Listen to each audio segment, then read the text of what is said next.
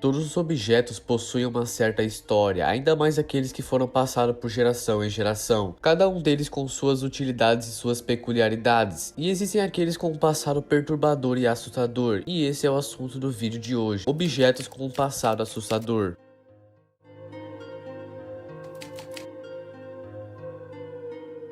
O primeiro objeto em questão é a caixa de Dybbuk. A caixa de Dybbuk é um objeto com um significado aterrorizante na cultura judaica e nas histórias de terror. Ela ganhou notoriedade graças a uma série de eventos e ao filme The Possession de 2012, que foi inspirado em uma história real envolvendo essa caixa. A palavra Dybbuk em hebraico refere-se a um espírito maligno ou possessivo que pode habitar o corpo de uma pessoa falecida que não encontrou a paz, e em vez disso ela busca possuir um corpo vivo. A caixa Dybbuk é chamada assim porque acredita que ela contém essa tal entidade. A mesma caixa foi adquirida por Kevin Menes, um comerciante de antiguidade em 2001. A caixa foi comprada como parte de um lote que incluía outros itens. O objeto era uma caixa de vinho antiga com símbolos e palavras hebraicas. Segundo a lenda, a caixa pertenceu a um sobrevivente do Holocausto que acreditava que ela estava amaldiçoada. Kevin Menes começou a relatar eventos estranhos após adquirir a caixa. Ele alegou que a caixa exalava um odor desagradável e que sua família começou a sofrer pesadelos e problemas de saúde e outros fenômenos inexplicáveis. Então, após isso, ele decidiu se livrar da caixa e vendeu no eBay, acompanhada com um certo aviso. A caixa passou por diversos proprietários e continuou a ser associada a eventos paranormais e problemas de saúde inexplicáveis. Jason Hexton, um dos proprietários, escreveu um livro chamado A Caixa de Dybbuk, detalhando suas experiências com a caixa.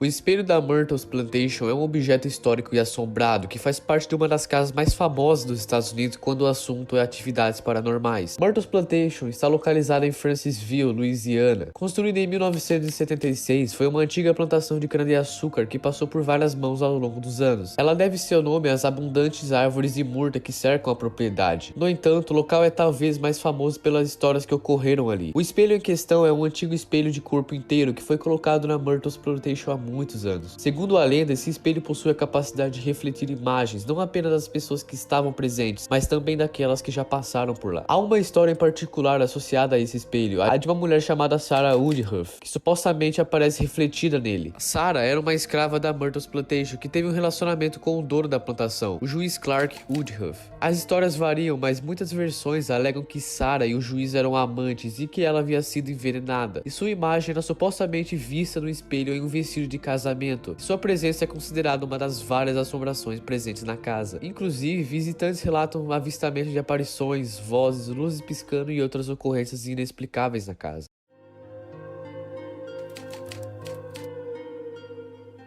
Também conhecida como a Máscara de Ouro de Tutankhamon, é uma das relíquias mais icônicas do Egito Antigo. Essa máscara é associada ao faraó Tutankhamon, que reinou durante o período conhecido como Novo Império do Egito. A máscara foi encontrada no túmulo do faraó em 1922 e é considerada uma obra-prima da arte egípcia. A máscara é feita de ouro maciço, pesando aproximadamente 11 quilos, e o uso do ouro naquela época simbolizava a divindade e a realeza do faraó. Essa máscara foi descoberta pelo arqueólogo britânico Howard Carter em 1922, no Vale dos Reis. A descoberta do túmulo da máscara foi um marco histórico na história da egipciologia. O túmulo estava totalmente intacto e a máscara, sendo uma das primeiras relíquias a serem observadas quando o túmulo foi aberto, se tornou um símbolo da descoberta, e ela é até hoje exibida no Museu Egípcio de Cairo, que a mantém cuidadosamente preservada e protegida.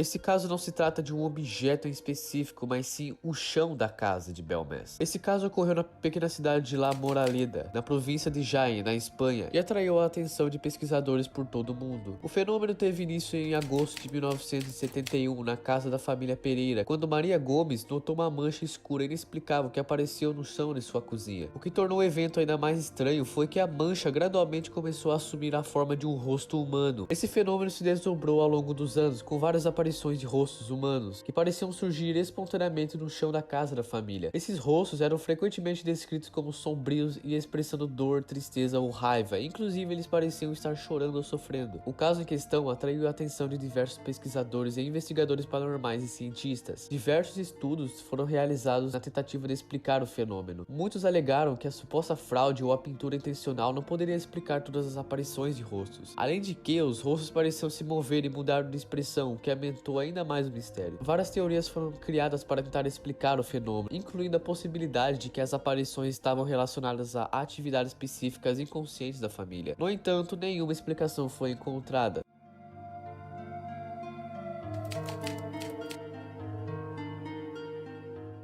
O quadro The Anguished Man é um objeto que se acredita ser mal assombrado e tem sido amplamente divulgado na comunidade paranormal e entre entusiastas de eventos sobrenaturais. A história desse quadro é envolta em mistérios e medo, e ele se tornou uma peça central em muitas investigações e relatos de experiências paranormais. O quadro é uma pintura a óleo que supostamente foi criada por um artista que teria usado o próprio sangue como parte da tinta. A história que acompanha o quadro afirma que o artista teria falecido após a conclusão da obra, e o quadro teria sido guardado em um sótão por anos. A pintura eventualmente veio a público quando foi adquirida por Sean Robinson, um morador do Reino Unido que herdou da sua avó. A história da avó era cheia de relatos perturbadores sobre a pintura, que incluíram visões de um homem angustiado durante a noite e sons misteriosos. Sean Robinson relatou uma série de eventos paranormais associados a quadros após tê-lo em sua posse. Sean e sua família começou a ter pesadelos terríveis quando o quadro estava na casa. Eles relataram ter visto sombras e aparições inexplicáveis na presença do quadro. Ruídos inexplicáveis, sussurros e batidas eram frequentemente ouvidos na casa. Mudanças repentinas na temperatura e uma atmosfera estranha eram comuns quando o quadro estava por perto. Devido às atividades estranhas relacionadas ao quadro, Sean permitiu que investigadores paranormais estudassem a pintura. Várias equipes e investigadores conduziram investigações da presença do quadro e relataram algumas experiências que, segundo eles, eram sobrenaturais.